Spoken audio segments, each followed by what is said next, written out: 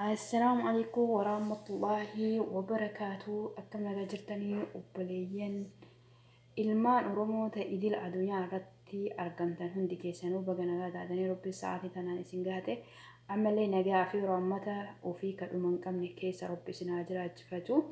Bakka jirtanitti nagaa fi rahmata ofii kadhuma hin qabne Rabbi keessa jiraadhaatiin jira. Rabbiin biyya teenallee biyya nagaa nuuf haa taasisu. Biyya teena biyya nagaa haa taasisu ka du'etti haa araaramu. Ka harka zaalimaa jiru Rabbi harka zaalimaatiin nu haa baasu. Rabbi walii galtee tokkummaa Rabbi nu haa kennu. Odoo amantii waliin qoodin odoo gandaa waliin qoodin Rabbi tokko nu haa taasisu inshallah. Akkuma jirtanii afaan obeettanii amantii qabdaniin Rabbi keessan kadhadhaa Rabbi keessanitti bu'aa isiniin jira inshallah.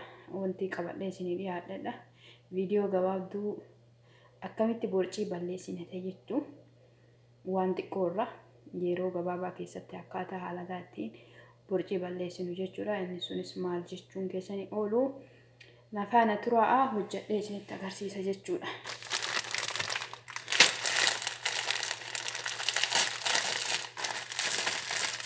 Inni asitti argitan kun fistiidha yookiin naani daabboo afaan Arabaatti fista jedhama. Isa kana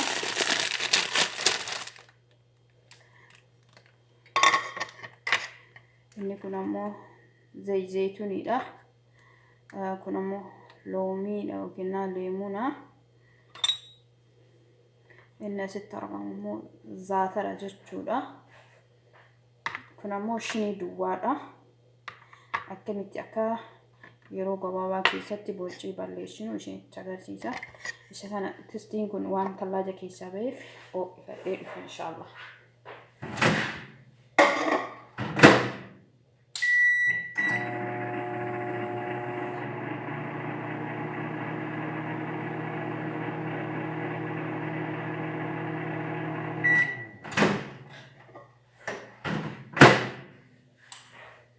Tistii kun ho'ifadhee dhufeera. Akkamitti yoo jedhame asirratti tista kanarratti zayituunii jechuudha. Hanga danda'ame tokko irratti naqna jechuudha.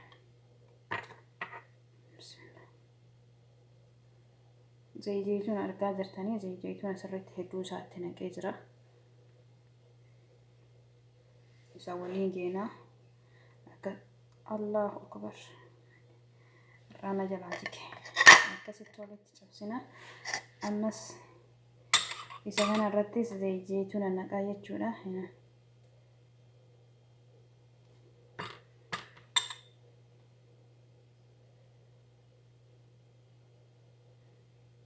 Akkuma argitan zayituun sirriitti baay'isee itti naqeera jechuudha.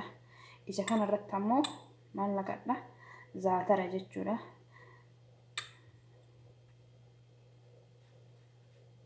Zaatarri kun biyya keenyallee hin jira waan namoonni jechuu miti. Zaatara jechuun namni xooshinee hin beekne hin jiru. Biyya keenyatti xooshinee jedhamti. Biyya Arabaa kanatti zaatara wanti keessa jiru ammoo saliixa jechuudha. Biyya keenya jira. Asitti ammoo zayita buufadha.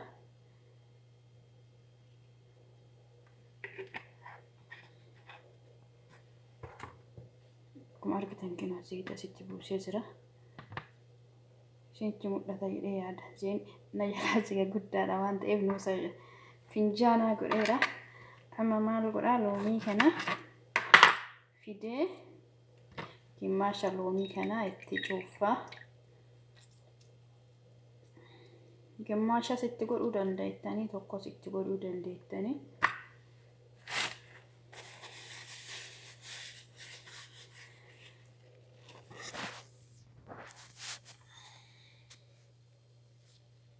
Akkasinitti argamu laala zayitiin baay'eedha jechuudha. Nuusa jalatti dhiyaateera. Isa kana haala salphaa yoo itti fayyadamnee sirnaan itti fayyadamnee jenne borcii sirriitti balleessa jechuudha. Hedduu isaa gaariidha. Nagaroo irraa fayyadameeti waan ofii kiyyaa irraa fayyadamne asirratti gadi isiniif dhiisu ofii kiyyaa irraa fayyadamee waan arge jechuudha.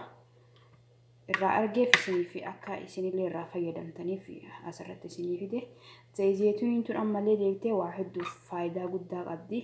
Borcii bichaa odoo hin taane fuula keenya kan walitti shantar jedhee yookiin akka nama umurii manguddummaatitti deemee walitti shantar jedhee walitti shanturee jedhe isaafillee hedduu isaa faayidaa qabdi. Isa zayituuna kana jechuudha hanga ji'a lamaatiif walirraa odoo addaan guutuu yoo fayyadamte fuulli keenya ka duraan walitti shanturee yookiin bifa biraa baase haala salphatti akka fuula yookiin daa'imaa yookiin ijoollee xixiqqootitti deebi'a jechuudha. Ji'a lamaaf odoo addaan hin guutiin halkan yeroo raftu fuula kan kee dibataa yoo rafte hedduu isaa bareedaa hedduu isaa irraa fayyadameera hedduu isaa faayidaa isaa guddaa isaa irraa argadheera. Ammas deebi'ee zayituunuma kana garaa nama goggoge jechuudha. Injiraamire garaan nama hin goggogaa nyaanni biyya ormaa kunis nyaata madaalamaa yookiin nyaata pirootiinaa qawwaan hin taaneef hinduun uf hin jiraannaaf waan nyaatamu. Sila ta'eef isa kana yoo itti fayyadamtanii ganama kana garaa duwwaatti jechuudha. Lubbuu nama ariitii akka lubbuu isin ariine loomii yoo itti dabaltanii fayyadamtan hedduu isaa garaa goggogeefis bareedaa borciillee sirriitti balleessiti. Nyaata biraa isin nyaachiftu jechuudha. Maaliif gizee hunda borcii balleessuuf yoo jenne isumaa fi gizee kaanee ganama faxuura nyaannu tistii tana guddaa odoo hin taane isuma takka jechuudha. Isuma takka isinuu lamaan san cinaa cinaatti zayituun itti naqnee of feetan zaatara hojii bitan zayituun hojii yoo nyaatan nyaata biraa isin nyaachiftu isin cufa jechuudha. Isin cufa waan isin cufuuf nyaata biraa isin nyaachisu ammoo bishaan irratti dhugaatii baay'isuudha. Haala salphaatti karaa salphaatti borciin keessarraa keessu borciin isarraa bada. Ammas borciin narraa baduu dideetu jedhameen jenna isuma kana fayyadamaa biratti ispoortii dalaguu qaama sochoosuu cadhifneetuma qaama keenya sochoosuu dhabuu yoo ta'e borciif nu saaxila waan ta'eef akkasitti itti fayyadamaa isin jira. Amma immoo isa kana isin tarbiisaa zayituuna kana maaliin goota jechuun keessanii oolu akka nu sobdin jenne fuula keessan duratti dhuga jechuudha. Bismillah.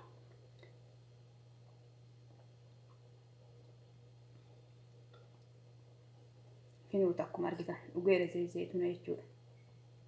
Shiniin duwwaadha.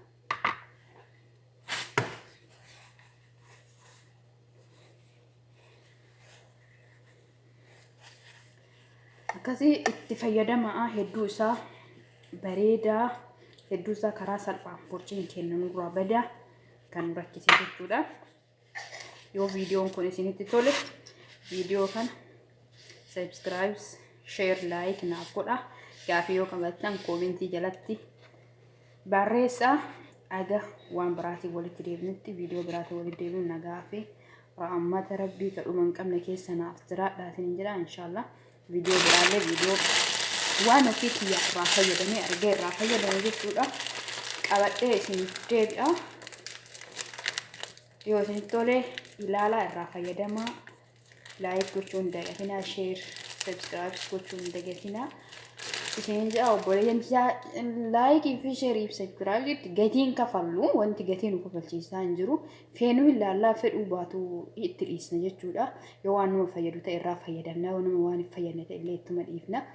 Garuu maaliif harki keenya ol kottafatamee ijoollee amaaraa laalaa ijoollee amaaraa akkasaa itti guddisanii anu gara rabbi dubbachuu fi na ajaa'ibsiisa. Anu fi kiyyaa yuutuubii badadhee fi odoo hin taane yoo ilaalu ka isaanii hin hordofan kamiyyuu YouTube kamii ta'e araba jalallee seenaa hin hordofa beektanii afaan arabiffaallee ta'e afaanuma kam hatta afaan Indoneesiyaa Banglaadeshii afaan hin beekne yoo arge jedhe jala seenee hordofa.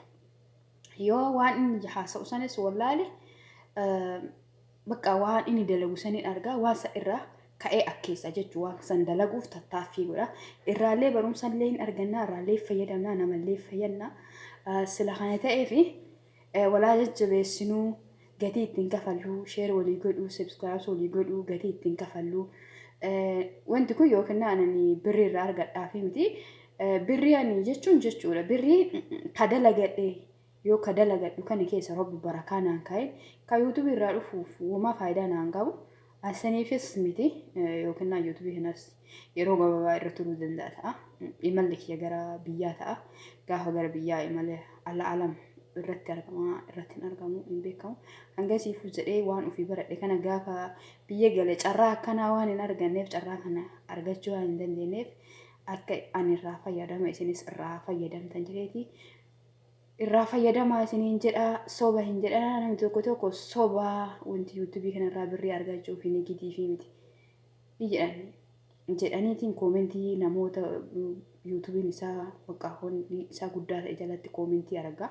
Yeroo hunduu deebi'ee miidiyaa biraa irratti illee haasa'a. Miti hundi dhugaallee miti hundi sobaallee miti. Ani wanta ofii kiyyaa fayyadamee irraa arge isinii fida malee waan ofii kiyyaa hin fayyadamne waan nama miidhoo ta'e anallee boru rabbarraa na gaafata jechuudha. Waan rabbarraa na gaafatu hin dalagu. Saniifi kanaafuu ilaalaa itti fayyadamaa yoo isinitti tole like, share, subscribe naa godha.